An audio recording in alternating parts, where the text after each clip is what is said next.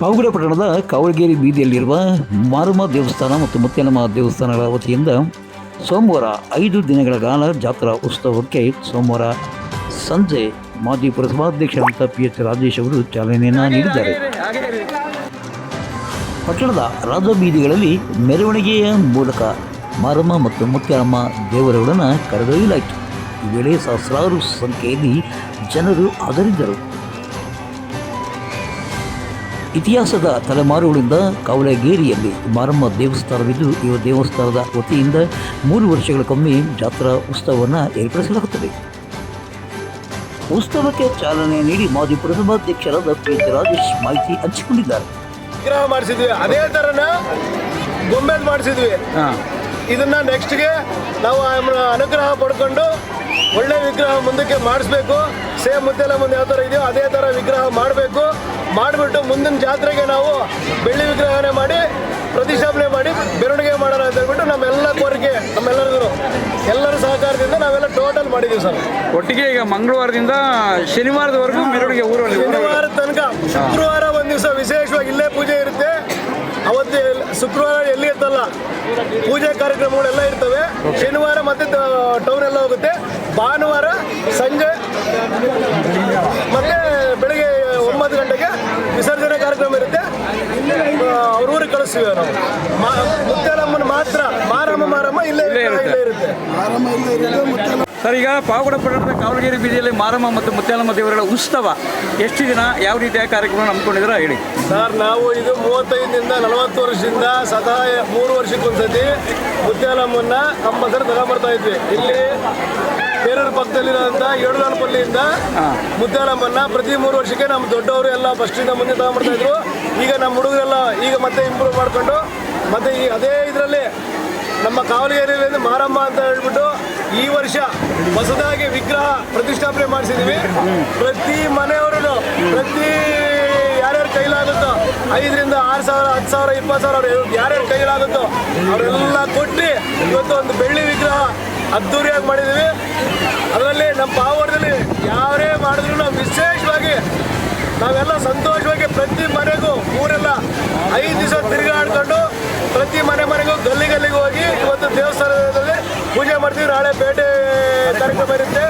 ಮತ್ತು ನಾಳೆ ಸಂಜೆ 7 ಗಂಟೆಗೆ ಊರಿನ ಮೆರವಣಿಗೆ ಇರುತ್ತೆ. ಪ್ರತಿ ಕಡೆನೂ 5 ದಿವಸ ಮೆರವಣಿಗೆ ಇರುತ್ತೆ. ಅದರಲ್ಲಿ ವಿಶೇಷವಾಗಿ ನಮ್ಮ ಪಾವಗಡ ಪಟ್ಟಣದಲ್ಲಿ ಎಲ್ಲರೂ ಸಹಕಾರ ನೀಡ್ತಾರೆ. ಪ್ರತಿಯೊಬ್ಬರು ನಮ್ಮ ಮಾರಮ್ಮ ಮತ್ತು ಮುತ್ಯಾಲಮ್ಮನಿಗೆ ವಿಶೇಷವಾಗಿ ಪೂಜೆ ಸಲ್ಲಿಸ್ತಾರೆ. ಅದರಲ್ಲಿ ಮಂಗಳವಾರ ಶುಕ್ರವಾರ ಅಂದರೆ ನಮ್ಮ ದೇವರಿಗೆ ಅಷ್ಟೊಂದು ಇದು ಮಾಡ್ತಾರೆ. ಅದರಲ್ಲಿ ವಿಶೇಷವಾಗಿ ನಮ್ಮ ಪಾವಗಡ ಟೌನಲ್ಲಿ ಪ್ರತಿಯೊಬ್ಬ ನಾಗರಿಕರು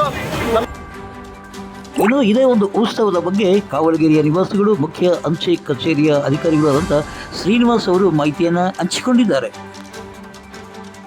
ಮಾರಮ್ಮ ದೇವಸ್ಥಾನ ಇದೆಯಲ್ಲ, ಇದು ತುಂಬಾ ಪೂರ್ವಿಕರು ಅಂದ್ರೆ ಸುಮಾರು ಒಂದು 10 ತಲೆಮಾರಿನಿಂದಲೂ ಈ ಗ್ರಾಮ ದೇವತೆ ಇಲ್ಲಿ ನಡ್ಕೊಂಡ್ ಬರ್ತಾ ಇದೆ.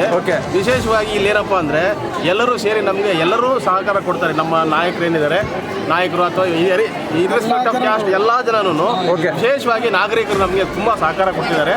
ಸುಮಾರು ವರ್ಷಗಳು ನಡೆಸ್ಕೊಂಡು ಬರ್ತಿದ್ದೀವಿ. ಅಲ್ಲಿ 3 ವರ್ಷ ಆಯಿತು. ಈ ತೂರಿ ವಿಶೇಷವಾಗಿ ಎಲ್ಲ ಹುಡುಗರೆಲ್ಲ ಸೇರಿಕೊಂಡು ಎಲ್ಲರೂ ಮನೆಗೂ ಅವರ ವಂತಿಕೆಯನ್ನು ಏನು ಕೊಟ್ಟಿದ್ದಾರೆ, ವಂತಿಕೆ ನೀಡಿ ಒಂದು ವಿಗ್ರಹವನ್ನು, ಒಂದು ಬೆಳ್ಳಿ ವಿಗ್ರಹ ಒಂದು ಮಾಡಿಸಿದ್ದಾರೆ. ಈ ಒಂದು ವಿಶೇಷ ಕಾರ್ಯಕ್ರಮ ಹಮ್ಮಿಕೊಂಡ್ಬಿಟ್ಟು ಸುಮಾರು ಒಂದು ಕಮಿಟಿನೂ ಮಾಡ್ಕೊಂಡಿದ್ದಾರೆ. ಕಮಿಟಿಯಲ್ಲಿ ವಿಶೇಷವಾಗಿ ಹುಡುಗರು